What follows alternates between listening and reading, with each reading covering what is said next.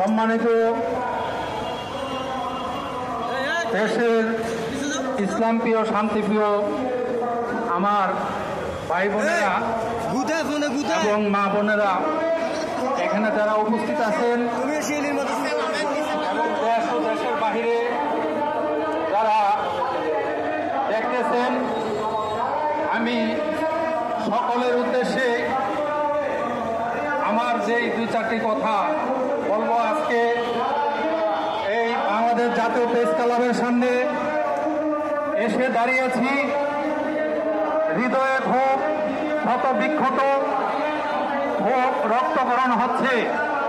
কারণ আপনারা জানেন, গত 5ই আগস্টের পর থেকে আজ পর্যন্ত এই সুফিবাদের উপর একদল সন্ত্রাসী গোষ্ঠী, জঙ্গি গোষ্ঠী, তারা ইসলামের নাম ধারণ করে আমাদের ইসলামকে ক্ষতি করার জন্য, বিশ্বের কাছে ইসলামকে ছোট করার জন্য তারা বিভিন্ন মাজারের উপর নগ্ন হামলা এবং সন্ত্রাসী কার্যকলাপ শুরু করে দিয়েছে।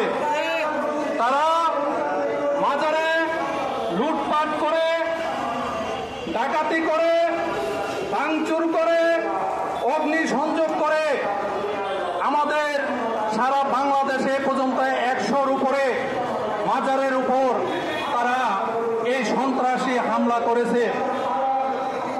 আমি সরকারকে স্পষ্টভাবে জানিয়ে দিতে চাই, স্বরাষ্ট্র উপদেষ্টা এবং ধর্ম উপদেষ্টা, আপনারা সেই চেয়ারে বসে আমাদেরকে আপনারা নিরাপত্তা দিতে পারতেছেন না।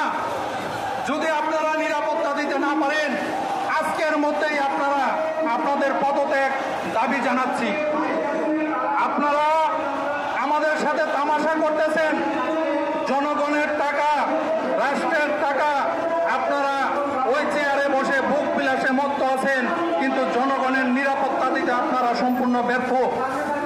আপনারা দেখেছেন এই পর্যন্ত বাংলাদেশে ওলিয়া আউলিয়াদের মাজারের উপর এবং সুফিবাদের উপর এই জামাত এবং এই জঙ্গি গোষ্ঠী, এই সন্ত্রাসী হেফাজত এবং এই মৌলবাদ, এই ধর্মান্ত, যারা আমাদের ইসলামকে ক্ষতি করতেছে, বিশ্বের কাছে ইসলামকে ছোট করতেছে, তাদেরকে সরকার সমর্থন জুগিয়ে যাচ্ছে। এই শেরপুরে মুর্শিদপুর পাক দরবার শরীফ লুটপাট করেছে। নরসিংদী, সারা বাংলাদেশের এমন কোনো জেলা নাই, এমন কোনো উপজেলা নাই, এমন কোনো ইউনিয়ন নাই, এমন কোনো ওয়ার্ড নাই যে তারা মাজারের উপর হামলা করে নাই এবং তারা লুটপাট করে নাই, অগ্নিসংযোগ করে নাই।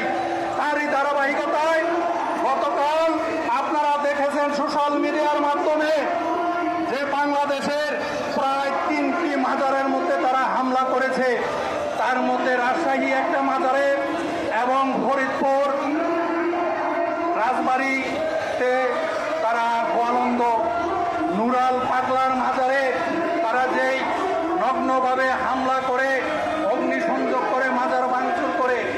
কিন্তু আজকে পৃথিবীর মধ্যে আমার জানা মতে সবচেয়ে নজিরবিহীন ঘটনা যে তারা এইরকম একটি ঘটনা ঘটিয়েছে যে একজন মৃত ব্যক্তি, যাকে ইসলামের রীতিনীতি